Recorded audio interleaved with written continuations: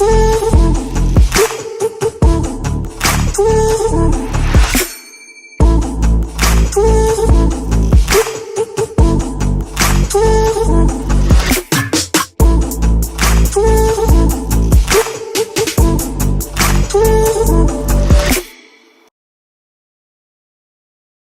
sujets. J'aurais dû dire ciao pour être osé.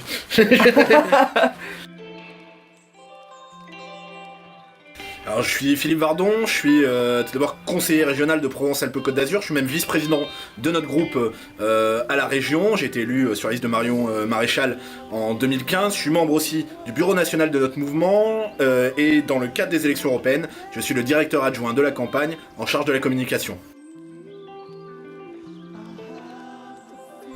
Ouais, c'est une campagne qui est éminemment importante pour nous. C'est d'ailleurs la seule chose sur laquelle je dirais que je suis d'accord avec Emmanuel Macron. Oui, c'est un scrutin qui va être décisif pour l'avenir de notre continent. C'est ce qu'il disait dans la lettre qu'il a péniblement essayé d'envoyer à tous les Européens il y a quelques jours de ça. Oui, c'est un scrutin qui va être décisif parce qu'il y a deux visions qui s'affrontent, deux visions qui sont non pas uniquement différentes mais radicalement opposées.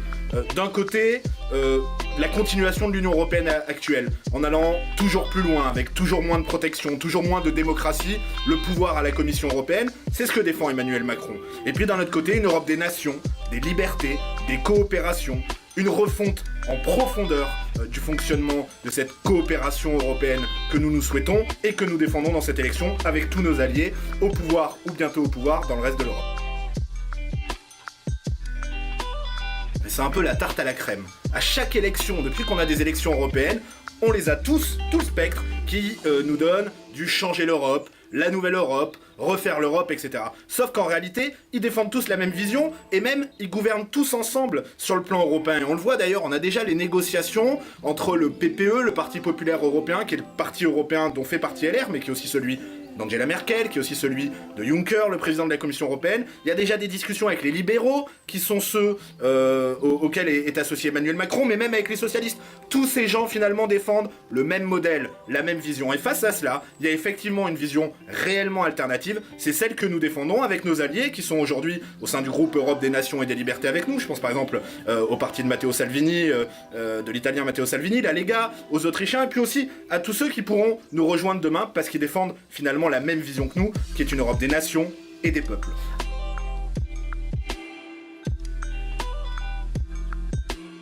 Mais il y a des différences qui existent entre les personnalités que vous venez de citer. Il y a des alliances très fortes qui sont celles par exemple entre Matteo Salvini et Marine Le Pen qui durent désormais depuis des années. Et puis il y a effectivement dans de nombreux gouvernements actuellement au pouvoir sur le continent, cette volonté d'avoir davantage de démocratie, cette volonté de, quelque part, de reprendre le pouvoir, de donner le pouvoir au peuple. Les démocraties s'expriment dans le cadre national. Il n'y a pas de vraie démocratie européenne. Et aujourd'hui, on a quoi ? On a une commission, c'est-à-dire des technocrates non élus, qui décident pour vous, mais que vous ne connaissez pas. Personne n'est capable de citer le nom de plus de 4 commissaires européens. Mais ils décident pour vous, en matière migratoire, en matière environnementale, en matière sociale, en matière économique, en matière de défense. Et Emmanuel Macron voudrait que cela décide encore plus, aller encore plus loin dans cette direction. Et bien nous, avec beaucoup d'autres, en effet, et vous en avez cité quelques-uns, nous défendons une vision d'une Europe qui serait basée sur les démocraties, sur la décision des peuples et donc sur les nations.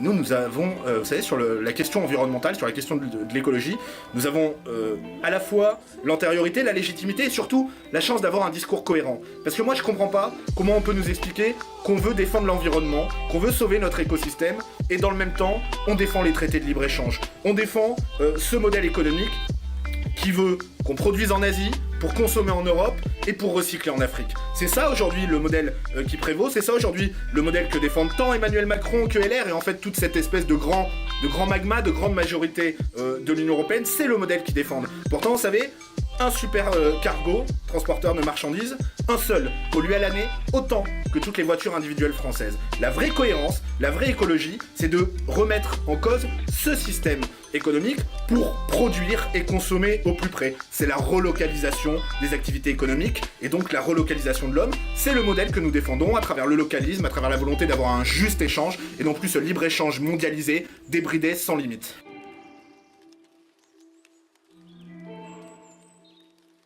Europe des nations, évidemment, parce que l'Europe des nations, c'est l'Europe des libertés.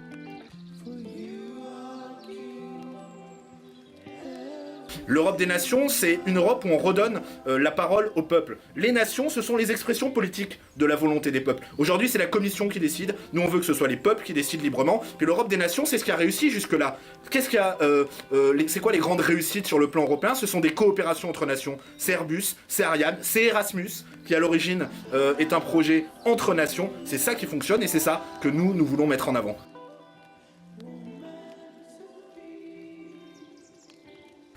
Profondément contre une armée européenne. L'armée, la défense, c'est une question qui est éminemment liée à la démocratie, aux choix politiques que l'on fait. Je vais vous répondre avec une autre question, mais une question qui est assez simple. Est-ce qu'on veut que demain, ce soit le président de la Commission européenne, par exemple Jean-Claude Juncker, ou celui qui lui succédera, qui décide d'aller verser le sang de soldats français? Nous ne le voulons pas, c'est une évidence.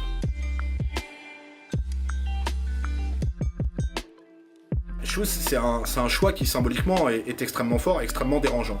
Mais c'est bien la preuve de ce qu'est cette Union Européenne, c'est-à-dire une Union Européenne qui se refuse à se définir, à se donner, c'est une formule de Régis Debray que j'aime beaucoup, à la fois des compteurs et des contours. Finalement, c'est un espèce de grand truc, on sait pas trop. Et j'ai vu le photographe qui a pris cette photo défendre en disant mais ça reflète bien la devise de l'Union Européenne unie dans la diversité. On voit qu'on est dans la confusion mentale absolue. La devise de l'Union Européenne unie dans la diversité, c'est dans la diversité des cultures nationales, dans la diversité des nations, c'est pas uni dans le multiculturalisme. Et c'est ça qu'on voit aujourd'hui. Moi je crois pas que le voile s'appartienne aux valeurs de la civilisation européenne, je pense même que c'en est en partie une négation. La civilisation européenne, elle a toujours porté la question de la liberté de la femme. Oh, pas toujours de manière parfaite, mais elle a toujours eu cette liberté de la femme au cœur. Et je crois que défendre nos valeurs de civilisation, c'est aussi refuser que ce symbole, qui est un symbole de soumission de la femme, qu'on le veuille ou non, que son port soit contraint, que son port soit militant, quoi qu'il en soit, c'est un symbole de soumission et d'infériorisation de la femme. Je crois pas que ça représente franchement les valeurs de notre civilisation européenne. C'est bien la preuve que cette UE a complètement perdu son cap.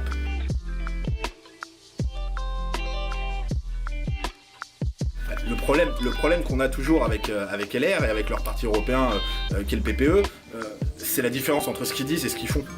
C'est-à-dire que si vous les écoutez, effectivement, moi je peux me dire, bah, ah oui c'est intéressant, effectivement on dit la même chose, ce qui est sûr c'est qu'on fait jamais la même chose. Parce que si on prend la réalité des députés européens, les républicains, vous avez un député sortant qui est numéro 3, par exemple Monsieur Danjean, sur la liste actuelle de LR. Si on prend la réalité de ce qu'est leur parti politique européen, le PPE, encore une fois, c'est celui de Madame Merkel, c'est celui de Monsieur Juncker, c'est celui de Monsieur Tusk, le président du Conseil européen, la réalité de leur politique, elle est tout à fait différente. À quel moment ils ont défendu les valeurs de la civilisation européenne? Par exemple, quand ils ont voté les sanctions contre la Pologne et la Hongrie. À quel moment ils ont défendu les valeurs de la civilisation européenne? Par exemple, quand ils ont voté la réinstallation, la répartition des migrants dans tous les pays de l'Union européenne. Encore une fois, il y a ce qu'ils disent à Paris, mais il y a ce qu'ils votent à Bruxelles et à Strasbourg, et c'est très différent.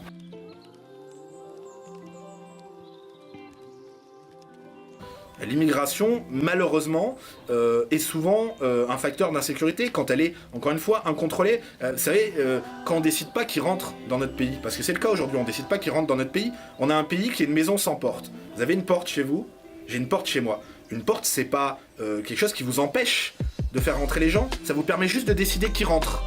De décider qui rentre, pour combien de temps éventuellement. Et aujourd'hui, nous sommes privés de cette possibilité-là. Nous ne savons pas qui rentre dans notre pays. Et ça peut avoir évidemment des conséquences dramatiques. Et on l'a vu, hein, il y a quand même eu, je le rappelle, des terroristes, dont certains de ceux qui ont frappé Paris, qui sont rentrés par les filières de migrants. Parce qu'on n'a pas aujourd'hui la capacité de savoir qui rentre et donc de se protéger. Cette porte, encore une fois, elle vous permet de laisser rentrer des gens quand vous le décidez. C'est simplement ce que nous demandons aussi pour notre pays.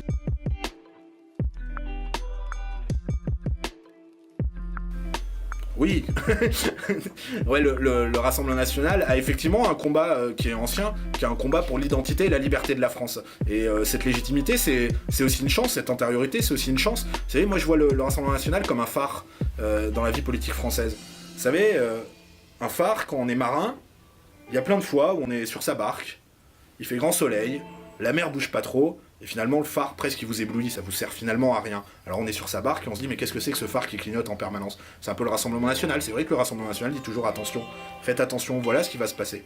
Et puis un jour, vous êtes toujours sur la même barque, mais il y a la nuit qui tombe, il y a l'orage, il y a l'eau qui se met à bouger. Et à ce moment-là, vous sentez que votre barque elle dérive vers les récifs. Et vous cherchez quoi du regard? Vous cherchez ce phare. Ce phare, c'est le Rassemblement National, et ça fait nous des années effectivement qu'on alerte. Mais est-ce que quelqu'un peut sérieusement s'asseoir en face de nous et nous dire mais vous avez raconté n'importe quoi, ce que vous nous disiez ne s'est pas produit. Est-ce que quelqu'un peut s'asseoir en face de nous et nous dire non, c'est pas vrai, l'industrie française n'a pas été détruite. Non, c'est pas vrai, l'agriculture française n'a pas été détruite. Est-ce que quelqu'un peut s'asseoir en face de nous et nous dire mais vous avez raconté n'importe quoi, l'immigration massive c'est formidable.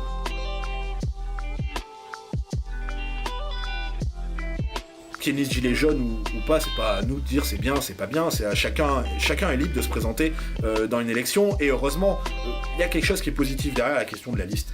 Ce qui est positif, c'est que ce mouvement des gilets jaunes, en tout cas dans sa mouture originelle, je dirais, a permis que tout un tas de citoyens, que tout un tas de Français se réintéressent à la chose publique, reportent attention à la chose politique, et ça, quand on est un acteur politique, on peut que en être satisfait. Merci, on va faire un petit jeu. Alors, on va vous donner quelques noms et par une expression, vous allez nous dire ce que vous pensez d'eux. Bye bye. Insincère.